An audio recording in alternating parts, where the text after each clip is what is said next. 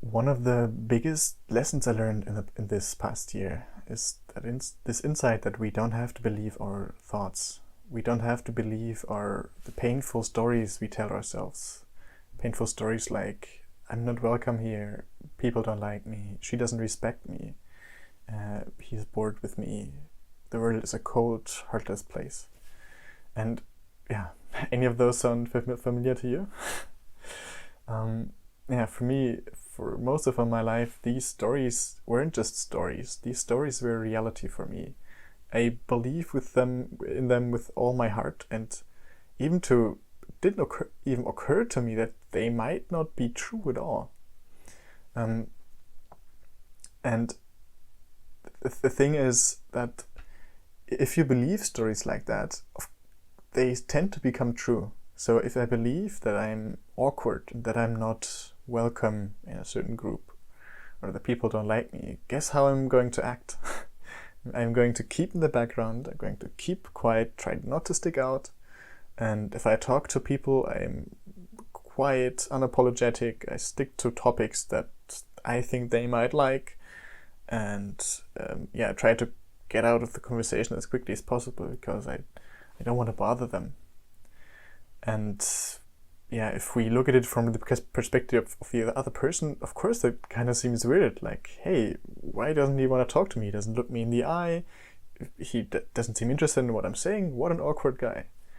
Or what I find even more interesting is that the other person might project their own insecurities and painful stories onto me. Something like, yeah, I'm so boring. There is it again. Like, Lawrence doesn't even want to talk to me, and he seems to be really bored with me. Yeah, I'm just so awkward. Yeah, and over the last 6 months, or the last year, I just realized how much pain I'm creating for myself by believing these stories, which I don't even know if they're true or not. I started to make this journey of stopping believing these stories. And of course, this is so much easier said than done, because it's easy to understand this intellectually. Like, intellectually, I understood this for years. Like, okay, I'm not my thoughts, I'm not my stories, and the stories might not be true. But unconsciously, I still believed and still believe in so many stories, and it's just not as easy to say, okay, I'm not going to think this anymore. No, we don't really have control over our thoughts. That's what I would have learned. I discovered two things that really helped me to kind of let go of these stories. One is what's called reality checks, which is just asking people. For so long, it didn't even occur to me that I can just ask people if they have certain judgments about me. So as a story to illustrate this, last week I went to, it's called a Radical Honesty meetup, which is just a bunch of people meeting up and talking to each other and not holding back. So if you have a resentment or a judgment against another person, or you don't like somebody, or you like somebody, you say that and you don't hold back. And I had this trust that if I ask people stuff there, they are going to tell it to me straight.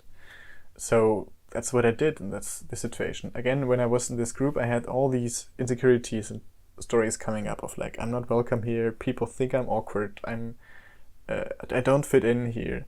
So I just voiced that. I said, hey guys, I have these painful stories and I just want to check is that true. So I asked every single person there and asked them, hey, do you have any judgment of, oh, Lawrence is so boring, Lawrence is so awkward in your mind?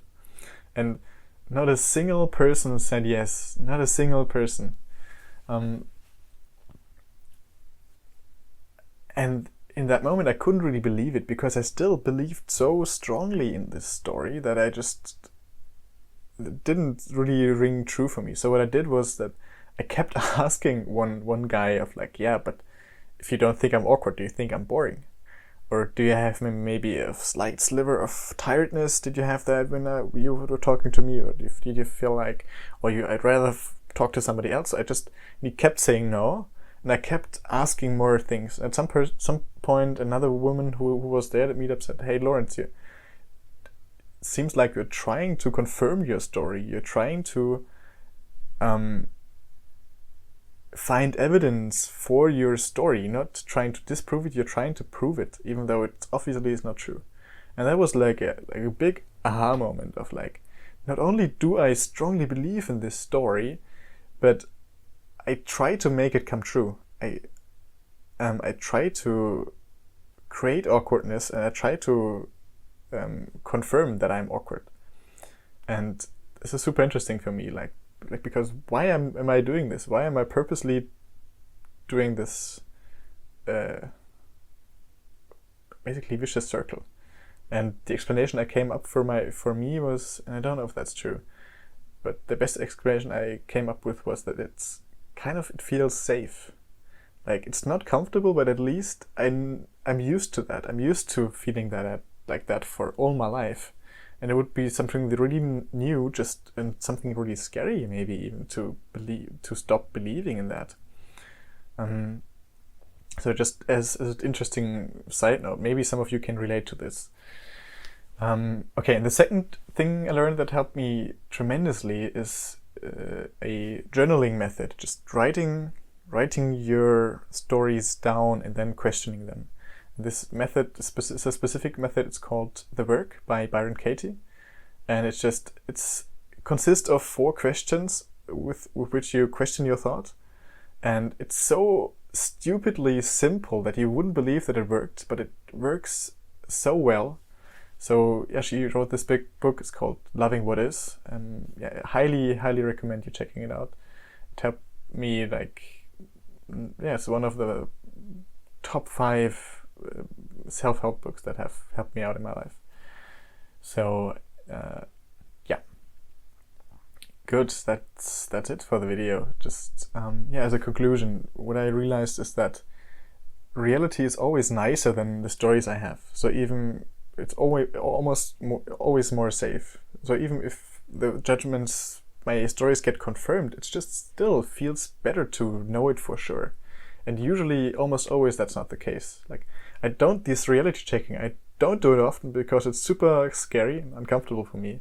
But every time I do it, it's really surprising what comes out of there. And it's not what I expected. And I never regret it. And I just this, actually being with what actually is and not in your mind caught up with all these stories. It's just so healing and so refreshing. So yeah, that's what I wanted to share. Thank you for watching. If you find this valuable, leave me a like. If you want to see more like this, subscribe to this channel, and maybe write me a comment. Let me know what you enjoyed, what you would like to have improved. Really helps me to improve this channel and to get some feedback. Thank you for watching, and see you hopefully in the next video.